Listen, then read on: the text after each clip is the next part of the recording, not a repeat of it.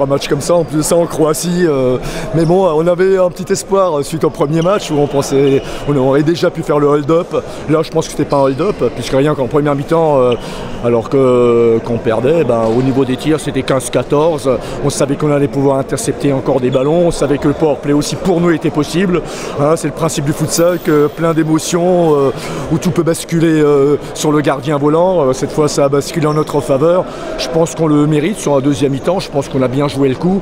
En première mi-temps déjà, je pense qu'on aurait pu mieux exploiter certaines occasions de contre, mais c'est énorme parce que c'est quand même des amateurs qui ont joué contre des professionnels, c'est dire le potentiel du futsal français.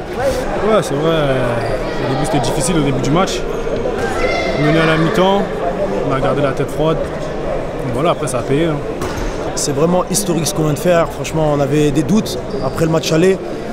On arrivait avec une confiance psychologique, c'est vrai qu'on était bien, mais bon, on savait qu'avec le score un partout, que ça allait être très très difficile à l'extérieur. On est arrivé chez eux confiants, mais avec une très grosse attention sur cette équipe qui est croate, qu'on respecte beaucoup, de par son jeu et de par ses joueurs expérimentés. C'est une première, c'est exceptionnel, c'est historique pour le futsal français. Première pensée, c'est pour tous les acteurs du futsal français, tous les anciens, parce que ça fait quand même moi 6 ans que je suis là. Il y en a d'autres qui étaient là avant nous, une grosse pensée pour eux. On s'est qualifié, ça fait un travail depuis des années pour l'équipe de France.